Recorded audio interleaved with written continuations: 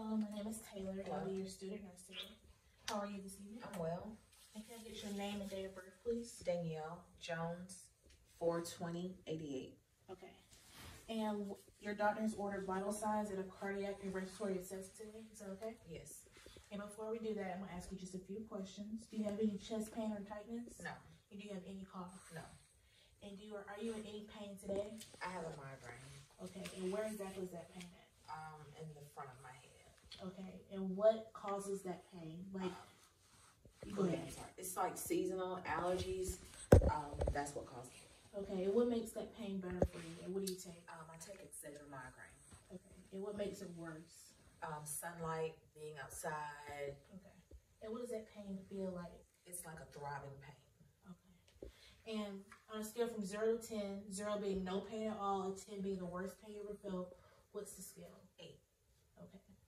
And is this pain only during, seasonal changes?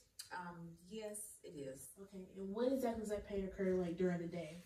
Like midday, probably like around noonish. Is the only time you really feel it? Yeah, it'll last for a few hours, but that's typically when it will start. Okay. Well, now I'm going to start checking your vitals and take your pulse right now.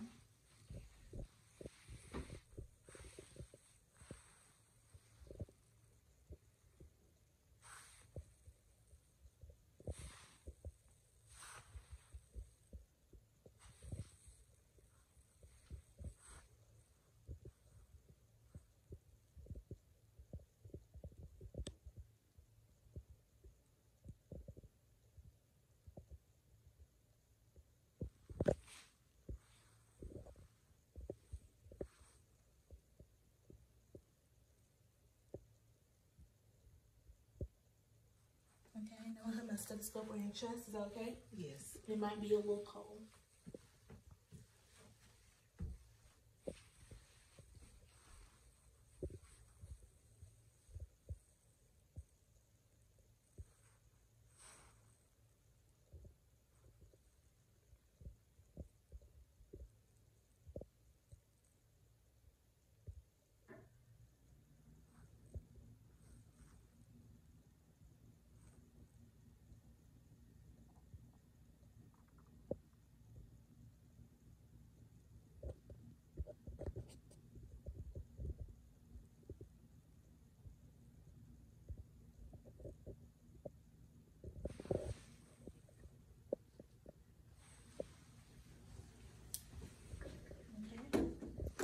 Your breasts were clear and unlabored, so that's really good. And I'm going to check your blood pressure. Can I get your arm, please? And do you have any history of high blood pressure, low blood pressure? High blood pressure. And do you know your usual settings for that? Your usual measurements? No, I don't take it. Okay. I don't check it, I'm sorry.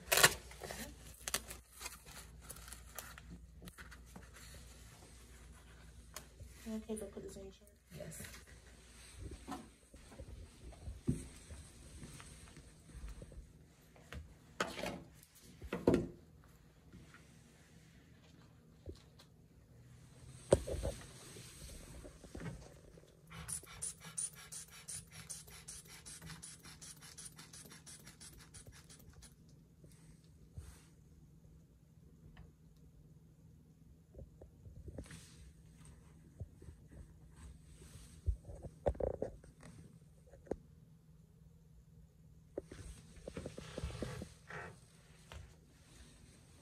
Okay, 130/74.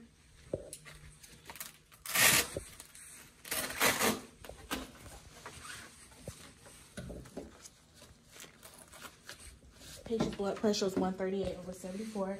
Now I'm going to start your cardiac assessment.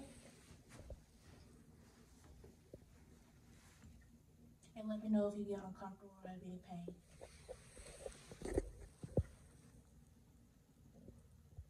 Listen to the patient's aortic sounds in the second intercostal space.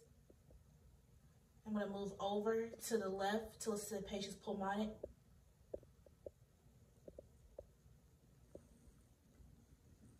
I'm going to move down to listen to Erb's point.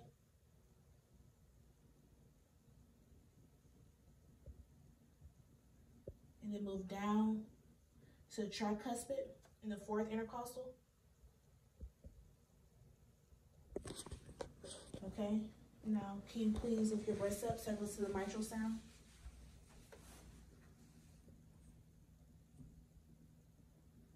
Okay. And now I'm going to check the lower extremities. Can you roll up both pants legs for me, please? I'm checking the dorsalis pedis pulse. It's about a 2+. And I'm going to move over to the posterior tibialis. A 2+ as well. And I'm going to check the the left leg for the dorsalis pedis. It's a 2+. Then move over to the posterior tibialis. Okay, now I'm going to check the right leg, right lower extremity for any signs of edema.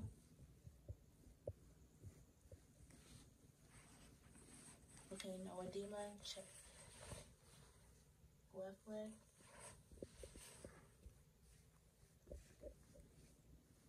Okay, no signs of edema, both of these legs. And I would have checked up to her thigh if she didn't have on tight-fitting pants. Now the popliteal pulse is behind the knee. Femoral is in the crease sitting down. The radial pulse right here. Brachial, axillary under the armpit, and carotid in the neck. Now I'm going to check for capillary refill. And the right hand, let me see your other hand, please. And left. All right, both are good blood flow. And I'm going to check for edema in the right upper extremity.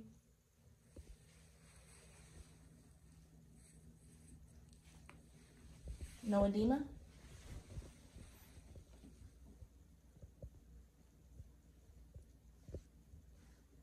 Okay, no edema in both arms. Now I'm going to ask the patient to lean back and then turn your head to the left. Okay, no JVD on the right. I'm going to ask the patient to turn her head again and no JVD. Okay. Now we're going to do a respiratory assessment. Okay. Let me just lay back too. All right. I'm going to to the right upper lobe. One big deep breath. To the left upper lobe. One big deep breath. Left lower lobe. Breathe in. Okay. Left lower lobe. Breathe in. Okay. Right middle lobe. Breathe in. And then right upper lobe. Breathe in. Right lower lobe. Breathe in. Okay. Now I'm going to go to the posterior side. Move her hair away. That's okay. And move to the right upper lobe again. Breathe in. Left upper lobe. Then left lower lobe. Breathe in. And then right lower lobe. Breathe in. Okay. I heard clear sounds, no wheezing or crackles, and I heard good vesicular sounds. Now, since COVID is going on right now, and just in case if you do get sick with any respiratory illness, some good things that you can do is do 10 big deep breaths following a cough. So one big breath, then a cough. So like, you can do those 10 times every hour. Or also a good thing to do is one time every commercial break. One big breath, and then and the reason you want to do that is it helps expand your lung space. And you have any mucus at the bottom of your lungs, it helps expel that mucus. If you had any mucus today after doing the big deep breath and cough, we would try to inspect that mucus and make sure there's nothing wrong with it. So can you do one big breath for me? And then a cough. And how many times do you want to do that every hour? 10. Okay. And if you like I said, if you get sick and you're in bed, it's good to move around a lot. And sometimes we will want you to get up and like sit down in a chair if that's possible, if you want to do that. And just want to make sure you have no cough or any pain. No. And no chest pains No. of any sort. Okay, well that was it. Thank you.